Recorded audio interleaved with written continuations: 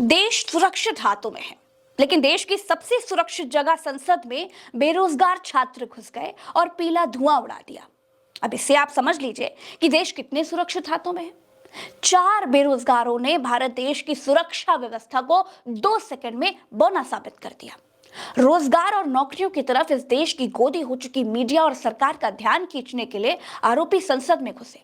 लेकिन मीडिया इतना गोदी है, इतना ज्यादा सरकार की गोद में घुटनों के बल बैठा है कि मूल विषयों पर कोई बात ही नहीं हो रही है। इस देश के सुप्रीम कोर्ट के वकील तक ये कह रहे हैं कि बेरोजगार बच्चों ने सरकार की सिक्योरिटी के चीथड़े उड़ा दिए।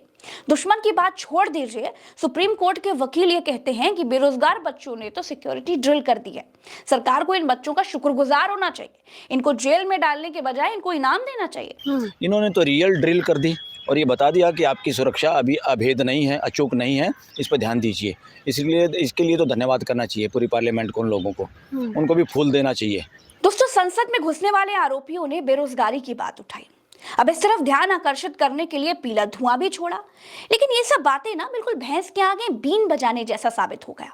संसद में खड़ी सारी भैंसें इस बात पर बांग दे रही हैं कि उनके बीच आरोपी घुसे कैसे। मेन इशू पर अब भी कोई बात करने के लिए तैयार ही नहीं है।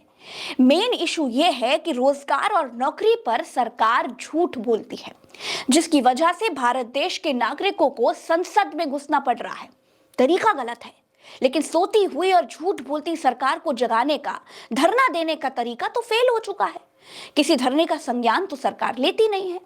हमारे लखनऊ में ही इको गार्डन में रोज हजारों लोग धरना देते हैं, सबकी सुनवाई बिल्कुल जीरो है।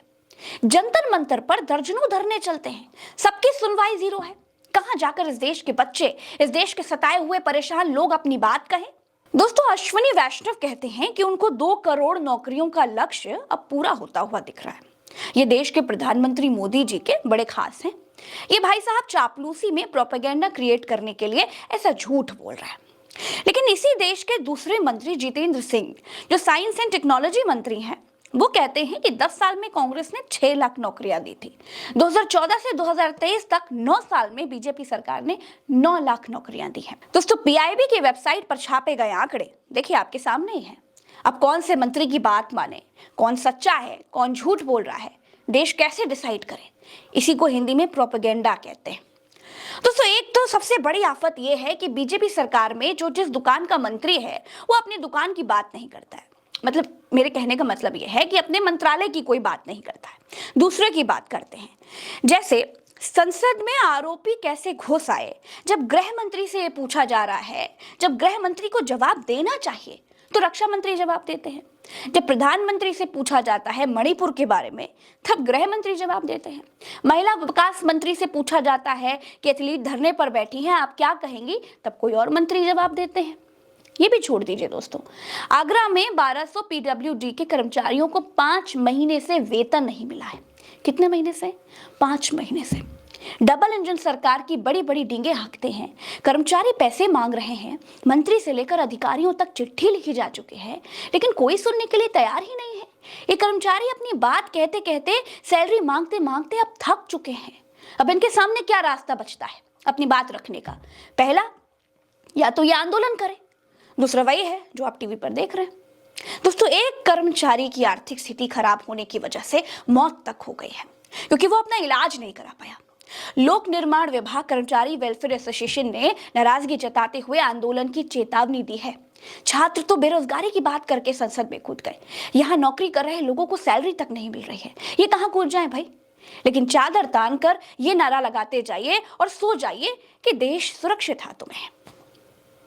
जिन 1200 कर्मचारियों को सैलरी 5 महीने से नहीं मिली है, वो मुख्य अभियंता से लेकर के चतुर्थ श्रेणी तक के कर्मचारी हैं।